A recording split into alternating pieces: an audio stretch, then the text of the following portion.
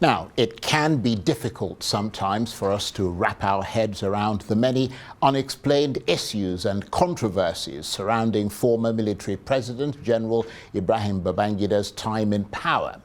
But now, more than 3 decades after he left office, his autobiography is finally here. And from all accounts, it gives us a decent metric today. It was launched in the presence of President Tinubu, as well as former presidents and heads of state of Nigeria, Ghana and Sierra Leone. And what a book from a former military leader who for many became a man of the people, rising from a modest start in life to the top of the leadership pecking order. It's called A Journey in Service, an autobiography of Ibrahim Babangida, and it's packed full of historical detail and what appears to be an attempt to lay decades of controversy to rest.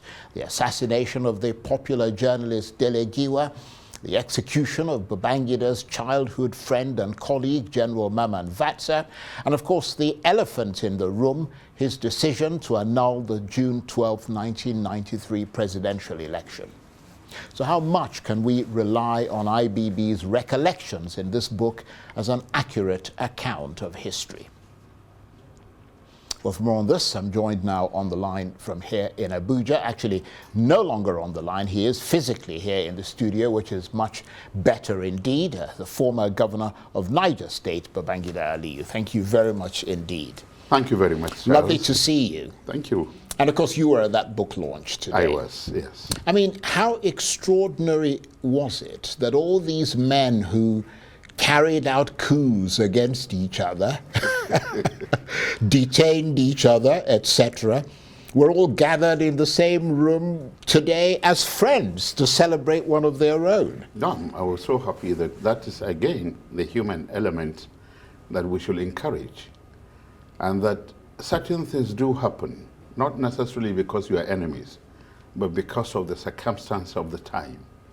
And in terms of governors and coup and democratic elections, yes, at the time of campaign, you can say whatever you want to say, but I think you should also be moderate in the way you say it because of days like this, where now you will all come together, and whether you pretend or you say the right thing, at least you are all in one boat at the time. Absolutely. So I think one thing to learn also from that meeting is that we must be moderate in whatever that we do, and that we must also understand that there is a future. And I consider today as one of the luckiest days of my brother, President Babangida. And just along the lines of what you were saying earlier, I mean, it's also, isn't it, about the moderation of youth.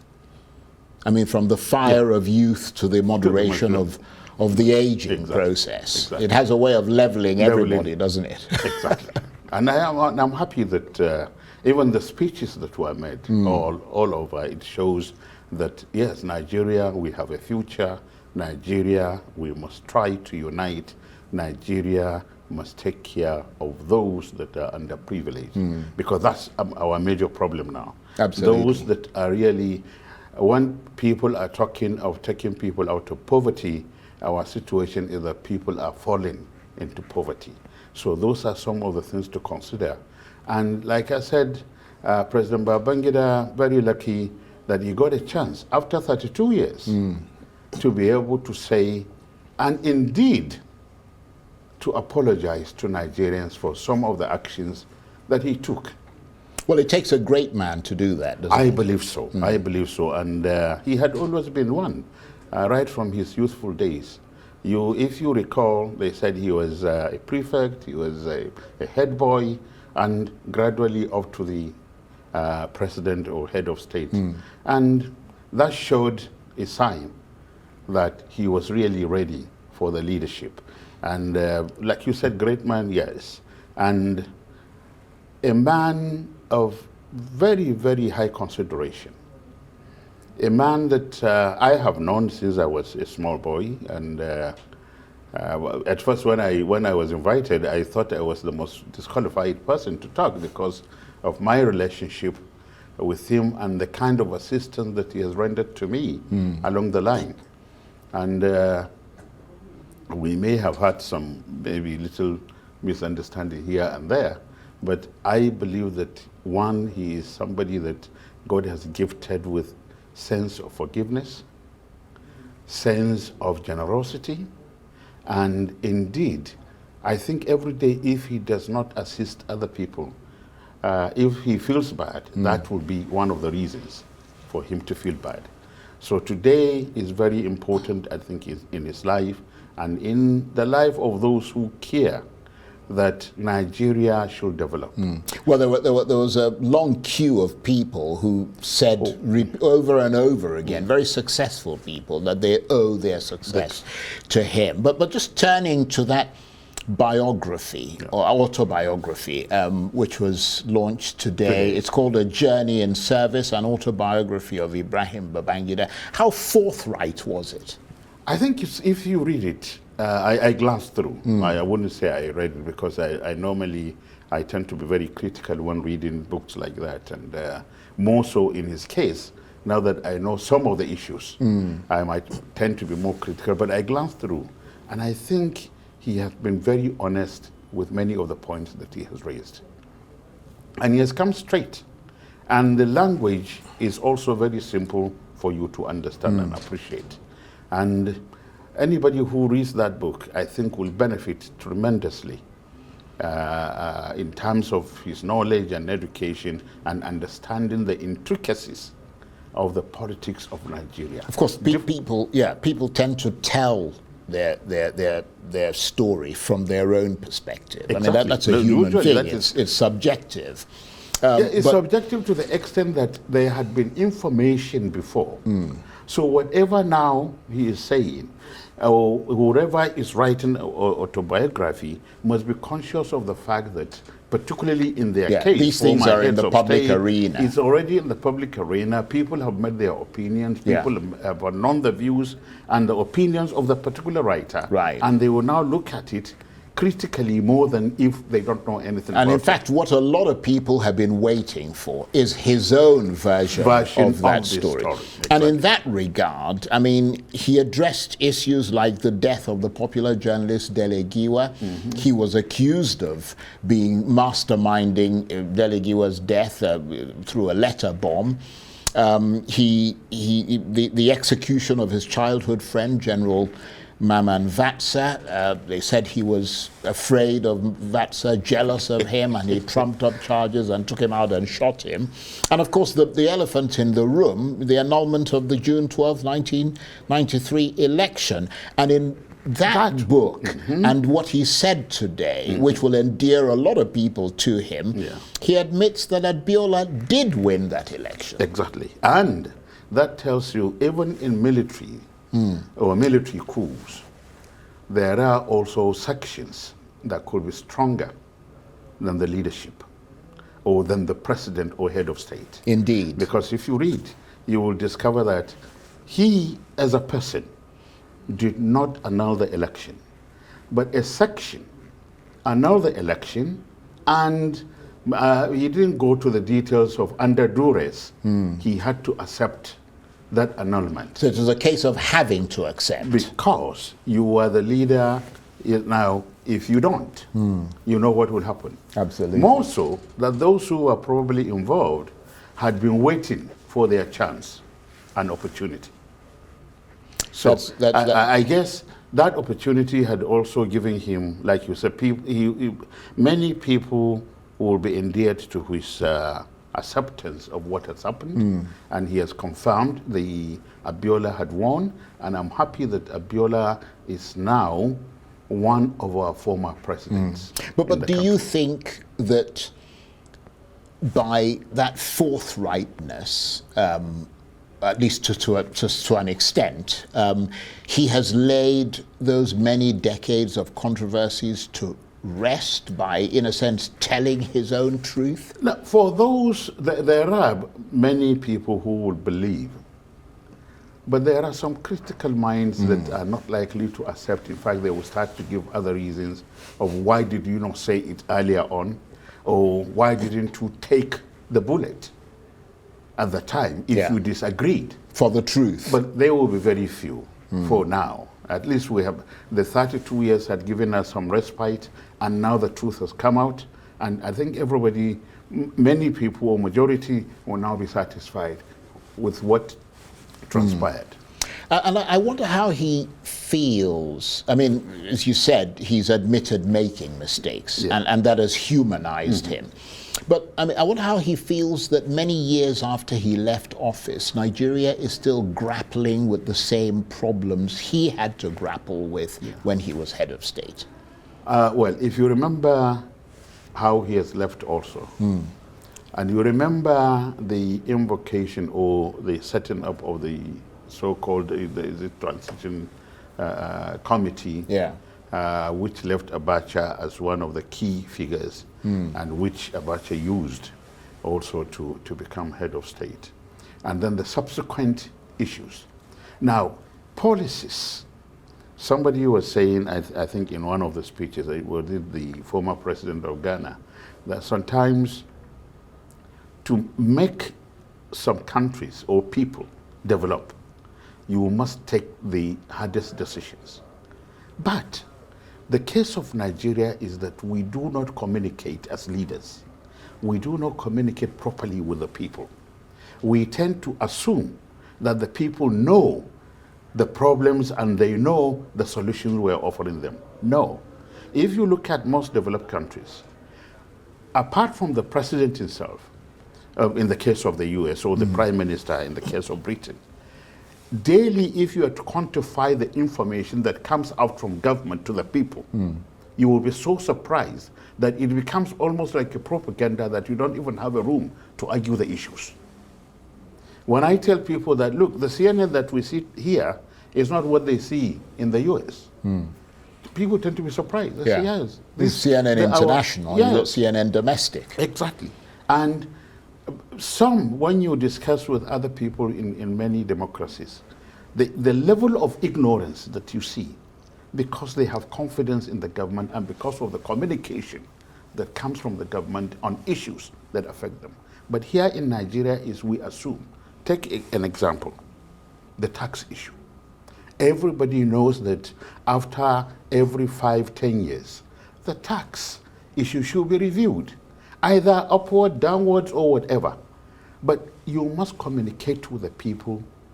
I expected that's a major issue that would require the president to speak to Nigerians and then his aides now to continue to explain to Nigerians. We wouldn't have gone into all the problems that we have had, because it's only 1 or 2 issues in those cases that really generated all these problems. And even that could be explained properly in a communication that is very sound. And I think why we are still grappling with those issues, one is the leadership, and then we tend to reinvent the wheels. Whoever comes in tries to do something different.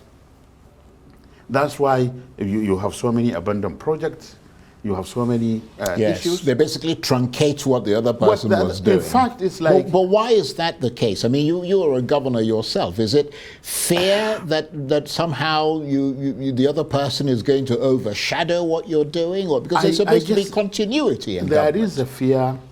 There is also the concern that how come that person, it was that popular. Therefore, I thought, in my case, I would have loved a situation where you take over from a popular person, because then you will understand what he has done to be popular. But not to make him look so bad that you are not able even to do anything for the people. So this reinvention of the wheel has become a problem in the Nigerian situation. Yes, hard decisions have to be made in developing a country. But that decisions must be communicated properly to the people. Right. If you remember, during his period, the quality of debates, the quality of discussion, the quality of flying a kite that he was so known for, helped greatly in educating and in making people appreciate what was happening. Even the most horrible, maybe by the definition of the policy, the SAP, Structural Adjustment Program. Later on, because of the way it was done, even though it was debated, many people did not understand the key aspect of the Structural Adjustment Program. But as we went along, many were implementing it indirectly without giving it a name. But again, because many policies, if it is not done in total, it becomes a problem in itself. You know. So what were your favorite, I mean, you said you sort of skimmed through the book. Yeah. What were your favorite moments in that book? And what were your disappointments? No, disappointment, I haven't reached that level yet. I like but believe me, the background information that he had given about himself, which showed how he grew, how he became who he is, and well, I would not say unfortunately. Unfortunately, there are no two people that are the same. You can copy some few things about an individual, but you are not likely to be exactly like that person. Even our children that we have brought to the world, many of them are different from who we are. In addition to the background or the socialization processes that we have all undergone. But that background that he had given, I think had given rest. You know, he talked about because of the Hausa word of Badamasi, which is different from Badamasi. Yeah, I thought that was very interesting. I have been asked severally, is it true that Babangida has a Yoruba relationship? I say, look, all of us who are from this part of the world, we have one relationship or the other, but I have never had, and I am related to him in a way. So there is no way I would not have known that, you know. But because of that, I think that also has explained to the people to understand. If you go far north, you will see so many Badamasis, which is different from the Badamasi of the Yoruba. Well, given how politically astute IBB was, it couldn't have hurt him. It couldn't have hurt him in his relationship with the southwest part of Nigeria. If anything, it would have helped him, actually. It has helped him. Yeah. That perception too, I believe, helped him in a way. And I would not say he used it, but at least in terms of policies, you will discover that he was not the type of leader that you will accuse of saying he concentrated in a particular area. No, if definitely anything, not. If anything, the North might feel like they felt during Shagari, they felt during his time too. I don't want to talk of other leaders that, because theirs we can see either incompetence or misunderstanding or direct nepotism that had played a hand in their leadership. But in his case, you cannot see that. No, everybody from every part of Nigeria feels like IBB was their own. I think he really readied himself for the leadership. If you notice, he avoided all this political leadership of being a governor, of being a minister, and he strictly stayed professional in the military up to the chief of army staff until now the leadership properly that came to him. So for me, I think he's been getting ready for the leadership proper. And he did get it. Yeah. And from your reading of the book, but also your interaction with him. What did I say? What I skimmed through the book. Right. Because I know you said you skimmed through it, but you also know him pretty well. No, I know him very well. What was the biggest challenge for him as a military head of state? Was it keeping Nigeria united, fending off coup attempts against him, or just the daily grind of keeping the country from tipping over from things like poverty that you mentioned, corruption that he was held responsible for when you put Nigeria? When you put the whole three together, at that time he faced them. The coup attempts were there. You notice, apart from the one that touched the late Murtala Muhammad, his own at least the Oka coup, the main one that we know. There are, silent ones that sometimes, unless they are announced, you will the common people will not know that something has happened. That's by the side. But that leaves a lot of blood on their hands, though, doesn't it? Leadership sometimes requires a lot of that. Not necessarily a lot of blood, but that sometimes many things happen. Yeah, but in not military because rule, the leader, there's a lot of blood. Not because the leader. Yeah. But in most of the coups, they tried to avoid, at least in the ones that he had been involved, they tried to avoid the bloodshed. Yeah. That is where they were carrying out coups against other people. But when coups were carried out against them or attempted against them, they killed the people. When you are good and wise and people are normally afraid of you, when they come strong. They won't come like in their case where they have planned the thing properly to remove. But in his case, everybody knew it was essentially kill or be killed. To remove Babangida will have been difficult for anybody. So maybe that's why they went on strongly in that direction. Right. And of course, he came to power when there were two power blocks in the world, the communist Soviet Union and the capitalist United States. How did he straddle that fence? If you noticed the number of people that he mentioned that helped him, he relied on the professors. Yeah, he had a lot of professors. And many of the professors, if you will, more of the middle road rather than communist or capitalist. Yeah. So, and if you notice, many of his economic policies too are also on the middle road version. Yeah. So I guess that's how he avoided, and then with the non-alignment movement, with Africa's role, Nigeria's role in Africa, and things like that, I think gave him a room to really appreciate what to do so as to avoid falling into the trap of either the communist or the capitalist. He tried to be non-aligned. He was non-aligned. Yeah. Yeah.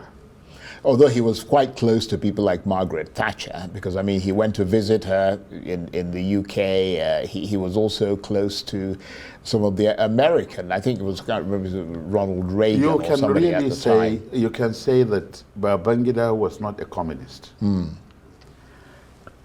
By the definition of socialism, if you mean helping people and trying to make things good for the people, not equalizing, but in terms of equity, then you can call him maybe liberal socialist. Yeah. Well, he certainly, if you want to give him a level. He certainly believed in capitalism and the trickle-down theory, which is why he created a huge yuppie class in Nigeria.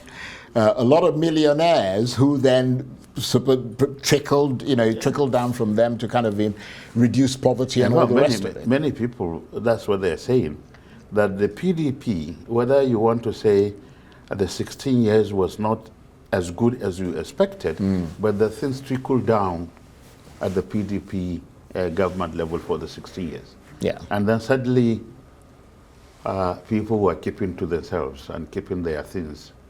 But now, I'm lucky enough, he's coming out. Yeah. And of course, he wasn't just launching his autobiography. He was also launching his presidential library. And that's an important source of history, isn't it? A way of sort of keeping historical record. When I was a relatively junior officer in the system, about 3 of us were nominated, and we visited about 7 presidential libraries in the US. And wrote our report and suggested or recommended that Nigeria should start that by giving the president, the former president, something to build such libraries. Because we tend, we have short memories because we don't have such a research sense or research libraries where people can go. When I was young, there was what we call reader rooms where you can go and read newspaper for free and go. All the things have gone. And the reading culture too seemed to have gone. So for me, President Obasanjo did his best and he created that library. Babangida now, so I expect other former heads of state to continue to do, and as we go along, we may end up with probably every state having a presidential library in addition to the state libraries, where in most of the states there are no libraries again because they are dilapidated and there are no books. But this type of presidential libraries are normally maintained. In fact, when I went to one in the US, I discovered the people of the town have made it a point to continue to maintain, and the students, they seem to have made a timetable which school should now be like ushering and taking care of things and guiding people as they move around in the library and what have you. You know, so I expect that, I'm happy that we have started and it may continue. And on that note, I want to thank you exceedingly for taking the time to come in to talk with us and to sharing your thoughts and considerable experience with the former military president Ibrahim Babangida, who today released his autobiography, A Journey in Service. The gratitude is mine, believe me. Thank you very Thank much you very indeed. much. Lovely to see you.